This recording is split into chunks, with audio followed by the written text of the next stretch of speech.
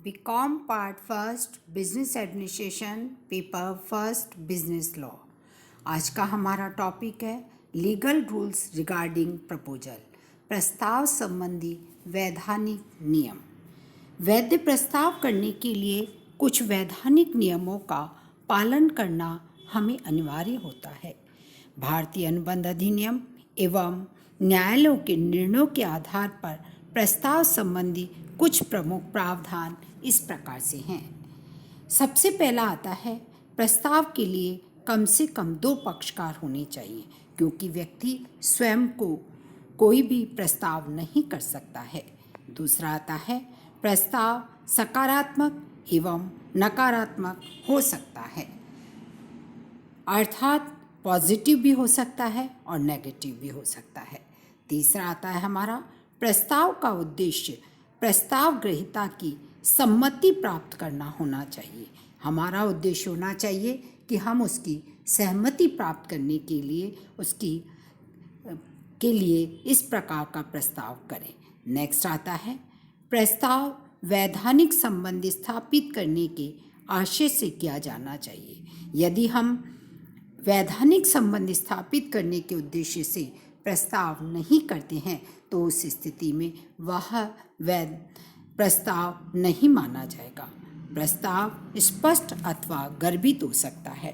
स्पष्ट प्रस्ताव वह होता है जब प्रस्ताव लिखित या मौखिक शब्दों से किया जाता है तो वह प्रस्ताव स्पष्ट प्रस्ताव कहलाता है। गर्भित प्रस्ताव किसी भी अन्य प्रकार से किया गया प्रस्ताव गर्भित प्रस्ताव कहलाता है।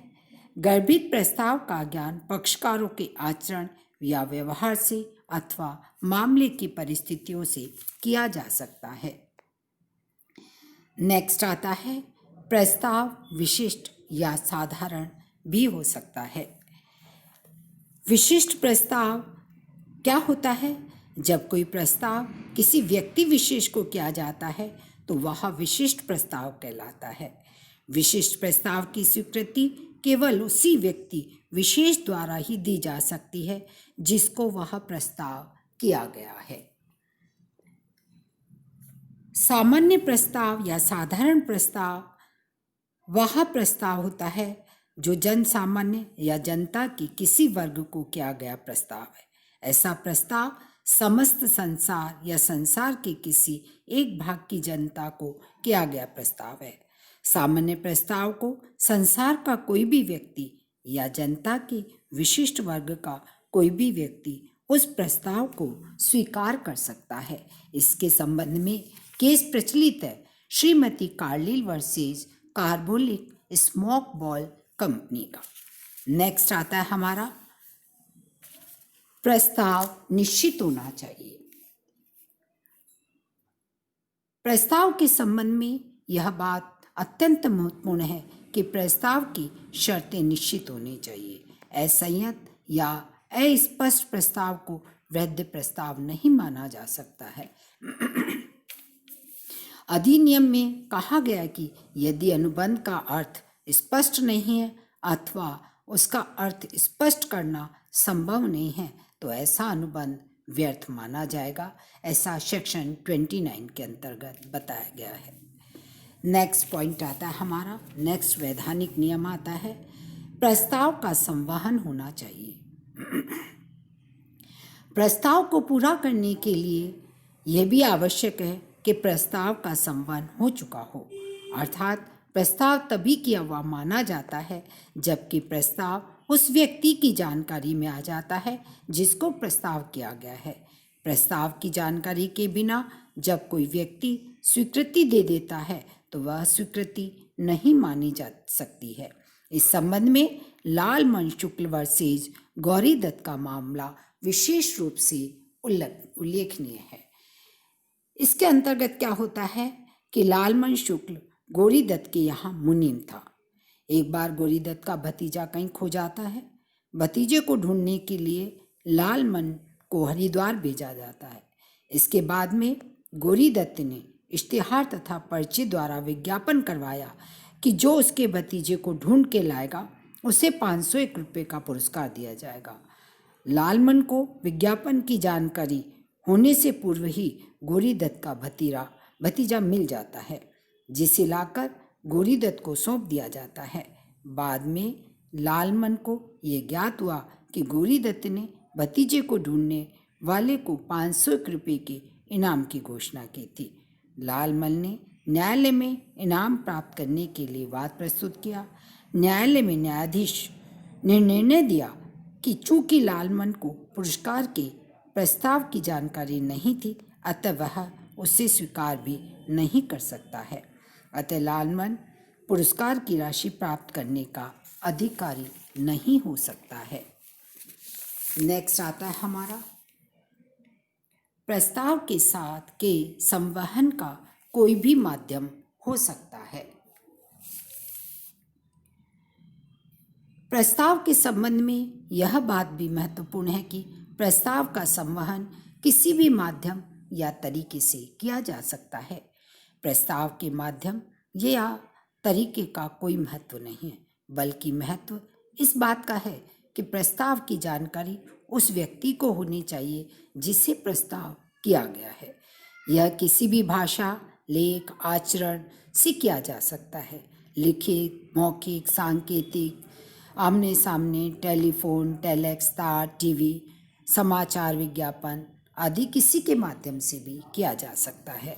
नेक्स्ट आता है, प्रस्ताव के साथ प्रस्ताव की विशिष्ट शर्तों का संवहन भी आवश्यक है। प्रस्ताव के वैध होने के लिए यह भी आवश्यक बात है कि प्रस्ताव की विशेष शर्तें भी प्रस्ताव के साथ बता दी जानी चाहिए। यदि प्रस्ताव के स्वीकृत होने के बाद प्रस्ताव की शर्तों की जानकारी होती है तो उसे शर्तें स्वीकर्ता पर लागू नहीं होती हैं, अर्थात स्वीकर्ता उन शर्तों के लिए बाध्य नहीं है। यदि प्रस्तावक प्रस्ताव की शर्तों की जानकारी देने का पर्याप्त प्रयास करता है किंतु दूसरा व्यक्ति उन शर्तों की ओर ध्यान नहीं देता है तो इसमें प्रस्तावक का कोई दोष नहीं माना जा सकता है तथा स्वीकर्ता शर्तों से बाध्य होगा। यदि कोई व्यक्ति टिकट पर लिखी हुई भाषा की कठिनाई या आंखों की कमजोरी के कारण नहीं पढ़ पाता है अथवा अपठनीय होने के कारण नहीं पढ़ पाता है तो भी शर्तों का संवहन हुआ माना जाएगा यदि मुख्य पृष्ठ पर शर्तों का संकेत दे दिया गया है। इसके बाद में नेक्स्ट हमारा आता है, टेंडर प्रस्ताव या स्थायी प्रस्ताव हो सकता है। टेंडर प्रस्ताव तथा स्थायी प्रस्ताव दोनों में से किसी भी रूप में हो सकता है। हम टेंडर के निमंत्रण के प्रस्ताव अथवा निविदा सूचना को देखकर ही ये ज्ञात कर सकते हैं कि कोई टेंडर प्रस्ताव है या स्थायी प्रस्ताव। यदि निविदा सूचना में किसी निश्चित अवधि में खरीदी जाने वाली मात्रा को निश्चित कर दिया गया हो तो ऐसी सूचना के उत्तर में प्राप्त टेंडर को प्रस्ताव कहा जाएगा तथा ऐसे टेंडर की स्वीकृति ही प्रस्ताव की स्वीकृति मान ली जाएगी तथा क्रेता एवं विक्रेता के बीच अनुबंध का निर्माण हो जाएगा। किंतु यदि टेंडर आमंत्रित करने की सूचना में खरीदी जाने वाली वस्तु की अनुमानित मात्रा तथा राशि का उल्लेख किया जाता है तथा माल आवश्यकता अनुसार धीरे धीरे खरीदे जाने का संकेत होता है तो ऐसी सूचना के उत्तर में प्राप्त टेंडर को स्थायी प्रस्ताव अथवा चालू प्रस्ताव कहते हैं। ऐसी टेंडर को स्वीकार करने मात्र से ही पक्षकारों के बीच अनुबंध का निर्माण नहीं होता। ऐसी परिस्थिति में जब जब माल की पूर्ति का आदेश दिया जाता है तब तब अनुबंध का जन्म हो जाता है। नेक्स्ट एंड लास्ट प्रावधान आता है, प्रस्ताव दूसरे पक्षकार को उत्तर देने के लिए बाध्य करने वाला नहीं होना चाहिए। प्रस्ताव में ऐसी कोई बात नहीं होनी चाहिए जिससे दूसरा पक्षकार प्रस्ताव का उत्तर देने के लिए बाध्य हो जाए।